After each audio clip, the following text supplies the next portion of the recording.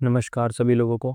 मेरा नाम आकाश वर्मा है और आज मैं आप लोगों से एंजाइटी के बारे में ए टू जेड डिस्कशन करने वाला हूँ कि मेरे साथ एंजाइटी में क्या-क्या हुआ था, क्या एक्चुअल में एंजाइटी है और कैसे एंजाइटी से आप ठीक हो सकते हो या मैं कैसे ठीक हुआ था। तो आज हम इस वीडियो में हर एक पॉइंट पर बात करेंगे ताकि आप लोग जो भी इस प्रॉब्लम में अभी हो, तो आपको इस चीज़ में बहुत हेल्प हो सके। तो शुरुआत करते हैं कि मुझे एंजाइटी कैसे हुई थी या मुझे एंजाइटी में क्या होता था। जो सबसे पहले से मैं शुरुआत करता हूँ कि मुझे सबसे पहले एंजाइटी कब हुई।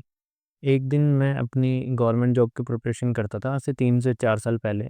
तो मैं अपनी लाइब्रेरी से घर आया, आके अपना खाना-वाना खाने बैठा, सर्दियों का टाइम था। तो मैं जैसे ही खाना खाने लग गया, तो अचानक से मुझे तेज़ घबराहट हुई और एकदम धड़कनें बढ़ने लग गई, साँसें अजीब-सा हो गया एकदम से, तो मुझे समझ नहीं आ रहा था कि ये सब क्या हो रहा है। तो मैं उठ के बाहर गया और थोड़ी देर टहला-वहला, तो मैं मुश्किल से 1 घंटे बाद में थोड़ा नॉर्मल हुआ। तो मुझे समझ नहीं आया कि ये सब चीज़ मेरे साथ क्या हुई, तो दिमाग में एक क्वेश्चन क्रिएट हो गया मेरे साथ उस दिन कि आखिर मेरे साथ ये क्या हुआ थी, कैसी फीलिंग थी? क्योंकि उससे पहले मुझे कभी कोई घबराहट, कोई पैनिक कुछ नहीं हुआ था। तो दूसरे दिन सुबह मैं डॉक्टर को दिखाने के लिए गया। डॉक्टर ने मुझे बताया कि भई आपको तो एंग्ज़ायटी हुई है, कोई बात नहीं है, नॉर्मल चीज़ है, 2 दिन 3 दिन की दवाई लो, आप ठीक हो जाओगे। तो मैंने 2-3 दिन की दवाई ली। ठीक है, उसके बाद भी मुझे कोई आराम नहीं मिलता था। ये चीज़ मतलब 2 दिन बाद फिर होने लग गई, फिर 3 दिन बाद, फिर मतलब बढ़ती चली गई ये चीज़। मेरे को हर छोटी-छोटी बात पे घबराहट होने लग गई, मेरी धड़कनें तेज़ मुझे खुद को सुनती थी, मेरा डाइजेशन पूरा ख़राब हो गया, मुझे इतनी एसिडिटी, इतनी ब्लोटिंग रहने लग गई, ठीक है। ब्रेन फॉग सा, धुंधला-धुंधला सा दिखने लग गया, घर से बाहर निकलने में डर लगता था अकेले कि कहीं कुछ हो ना जाए। करता-करता फिर इन सब चीज़ों पे यूट्यूब पे सर्च करने लग गया, गूगल पे सर्च करने लग गया। करते-करते ये सिम्पटम्स इतने बढ़ गए कि बस पूछो मत। एक के बाद एक नए-नए सिम्पटम्स रोज़, कभी हाथ में दर्द है, कभी चेस्ट में पेन है, कभी चेस्ट में हैवीनेस है, ठीक है? फिर हो गया कार्डियोफ़ोबिया कि भई चेस्ट में पेन क्यों है, ठीक है? कहीं मुझे हार्ट की कोई प्रॉब्लम तो नहीं है? तो हार्ट के डॉक्टरों के पास जाना शुरू कर दिया, अलग-अलग टेस्ट, ईसीजी, कोलेस्ट्रॉल, आपका कार्डियोग्राफ़ी, सारे टेस्ट कर लिए, एक डॉक्टर से नहीं 4-4 5-5 डॉक्टरों के पास जा-जा के देख लिया। कहीं से कोई जवाब ही नहीं मिल रहा था कि भई है क्या? एक्चुअली सब बोलते हैं कि नहीं कुछ नहीं है, बस ज़्यादा सोच रहे हो, तो सोचो मत, ज़्यादा स्ट्रेस मत लो। जब उस टाइम पे मुझे कोई ज़िंदगी में ख़ास स्ट्रेस नहीं था, सब कुछ ठीक था ज़िंदगी में, तो मैं सोच रहा हूँ भई मुझे स्ट्रेस किस बात का है, किस चीज़ का मुझे स्ट्रेस है? तो फिर कुछ कोई किसी साइकियाट्रिस्ट से मिला, उन्होंने दवाई-ववाई दी, उससे मुझे थोड़ा आराम मिला, लेकिन वो फिर से वापस मैं वहीं आ जाता था घूम फिर के। फिर कई जगह से मैंने थेरेपी भी ली, कुछ कोर्सेज़ जॉइन करे, ठीक है, कई बुक्स पढ़ी। तो बुक्स पढ़ के और ये सारी रिसर्च कर के समझ में आया कि एक्चुअल में हो क्या रहा है, ठीक है। तो तब मैंने अपना खुद का ट्रीटमेंट स्टार्ट किया, थोड़ा-थोड़ा सबसे सीखा, थोड़ा बुक से सीखा, थोड़ा किसी साइकियाट्रिस्ट से राय ली, थोड़ा थेरेपिस्ट से राय ली, थोड़ा-थोड़ा करके मैंने अपना ट्रीटमेंट स्टार्ट किया, ठीक है। तो सबसे पहले तो आपको समझना पड़ेगा कि एंग्ज़ायटी है, ठीक है, कोई बात नहीं, ये एंग्ज़ायटी है क्या? ठीक है, इसमें जो हमारे साथ ये फिज़िकल सिम्पटम्स हो रहे हैं, ये क्यों हो रहे हैं? ठीक है, क्योंकि दिमाग ना जवाब माँगता है। हम बोलते हैं कि ठीक है, हमें कुछ नहीं है, लेकिन फिर भी छाती में पेन हो रहा है, हाथ में दर्द हो रहा है, ठीक है, पेट में इतनी समस्याएँ हो रही है, तो मन जो है हमारा जवाब माँगता है कि भई ये क्यों हो रहा है?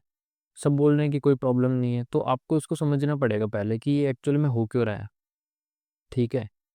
हमारे माइंड, हमारी बॉडी और हमारे माइंड और बॉडी को जोड़ने वाला नर्वस सिस्टम हमारा, इन तीनों का जो बैलेंस है ना, वो डिस्टर्ब हो जाता है एंग्ज़ायटी के अंदर, ठीक है? उसकी वजह से हमें इतने सारे फिज़िकल सिम्पटम्स आते हैं। अब एंग्ज़ायटी के बारे में बात कर लेते हैं पहले। जब हम बहुत ही लंबे समय तक या कह सकते हैं कि बहुत समय तक हम किसी नेगेटिविटी के अंदर रहते हैं, नेगेटिव थॉट्स, नेगेटिव फीलिंग्स या नेगेटिव इमोशंस के अंदर हम रहते हैं, तो हमारे ब्रेन के अंदर ना धीरे-धीरे एंग्ज़ायटी डेवलप होने लग जाती है। हम हर फ़ेज़ को, लाइफ़ की हर चीज़ को नेगेटिव पर्सपेक्टिव से देखने लग जाते हैं, तो हमारे अंदर एंग्ज़ायटी डेवलप होने लग जाती है।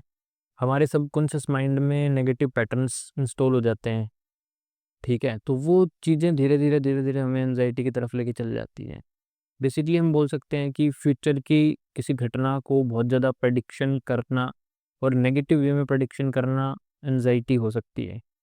ठीक है, कि मैं ये करूँगा तो ये हो जाएगा कल को, मैं रोड पे जाऊँगा तो मेरा एक्सीडेंट हो जाएगा। ठीक है, अब बार-बार हम उस चीज़ को सोच रहे हैं नेगेटिव को, तो वो हमारे अंदर एंग्ज़ायटी क्रिएट कर देगा।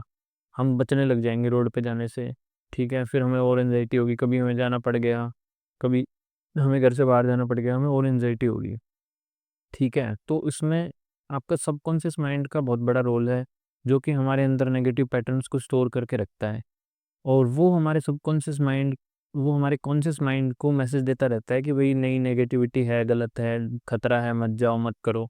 और ये मैसेज जाता है हमारे नर्वस सिस्टम के पास, और वो हमें बचाने के लिए ये सारे सिम्पटम्स पैदा करता है।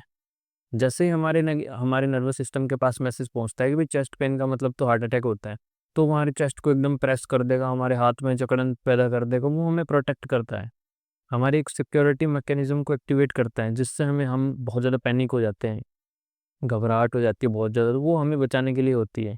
तो हमें उस चीज़ को समझना पड़ेगा। तो इस रिकवरी जर्नी के अंदर आपको सबसे पहले अपने नर्वस सिस्टम को हील करना पड़ेगा, उसको डिसेंसिटाइज़ करना पड़ेगा। हमारा जो नर्वस सिस्टम है बहुत ज़्यादा सेंसिटिव हो गया, हमें पसीना आने लगता है, हमारे हाथ-पैर काँपने लग जाते हैं, पेट में इतनी समस्याएँ होने लग जाती है। आईबीएस भी इसी की वजह से कहीं न कहीं रिलेट करता है, क्योंकि हमारा नर्वस सिस्टम, हमारे बॉडी ऑर्गन्स भी इतने सेंसिटिव हो जाते हैं कि वो छोटी-छोटी चीज़ों से ब्लोटिंग बनाते हैं। कुछ थोड़ा-सा स्पाइसी या एसिडिक कुछ खा लिया तो बहुत ज़्यादा एसिडिटी क्रिएट कर देता है। तो सारा खेल हमारे नर्वस सिस्टम का है फर्स्ट। तो पहले हमें हमारे नर्वस सिस्टम को काम करना पड़ेगा, रिलैक्स करना पड़ेगा, उस पे थोड़ा वर्क करना पड़ेगा। ठीक है, ये वर्क हम कैसे कर सकते हैं? हम ब्रीथिंग एक्सरसाइज़ेज़ कर सकते हैं, हम फिज़िकल एक्टिविटी कर सकते हैं। ठीक है, बहुत सारी ऐसी एक्सरसाइज़ेज़ होती है जो हमारे नर्वस सिस्टम को रिलैक्स करती है, काम करती है, उस तक ये मैसेज पहुँचाती है कि भई कोई खतरा नहीं है, तुम रिलैक्स रहो, ठीक है। दूसरा, उसके साथ-साथ हमें करना पड़ेगा हमारे सबकॉन्शियस माइंड को रीप्रोग्राम, ठीक है। तो जो हमारे माइंड में नेगेटिव पैटर्न्स क्रिएट हो गए हैं कि चेस्ट पेन का मतलब तो हार्ट अटैक ही होता है, रोड पे जाने का मतलब तो एक्सीडेंट ही होता है, ठीक है। गैस हो गई तो चक्कर आ जाएँगे, गिर जाऊँगा, घर से बाहर जाऊँगा तो मुझे कुछ हो जाएगा। तो ये जो हमारे नेगेटिव पैटर्न्स बने हुए हैं, इनको हमें धीरे-धीरे डिलीट करके इनकी जगह हमें पॉजिटिव पैटर्न्स डेवलप करने होंगे वन बाय वन, ठीक है।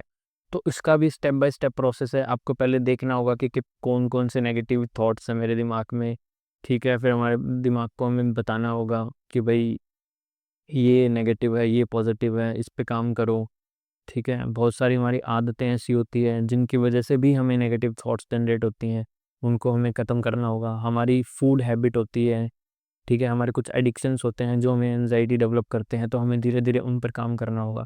तो स्टेप बाय स्टेप पूरा प्रोसेस है। तो ऐसी बात नहीं है कि एंग्ज़ायटी ठीक नहीं हो सकती, एंग्ज़ायटी ठीक हो सकती है, बस आपको उसको सही तरीके से ट्रीट करना होगा। उनके सिम्पटम्स को ना ठीक करके आपको उसके रूट कोज़ को ट्रीट करना होगा। मतलब पिछले 3-4 साल हो गए हैं मुझे ये सब चीज़ों में फेस करते हुए, कर के सब इतना सीख लिया है, ठीक है? सिम्पटम्स पे आप कितना भी जाओ, आप सिम्पटम्स को ठीक कर लो, कुछ नहीं होगा। 10 दिन, 2 दिन, 3 दिन बाद वापस आ जाएँगे सिम्पटम्स। आप एसिडिटी हो रही है, गोली खा लो, ठीक है। 2 घंटे, 3 घंटे शाम तक फिर एसिडिटी हो जाएगी। आप बोलोगे सर सुबह तो मेडिसिन खाई थी, फिर भी एसिडिटी हो रही है। लेकिन नहीं, एसिडिटी क्यों हो रही है?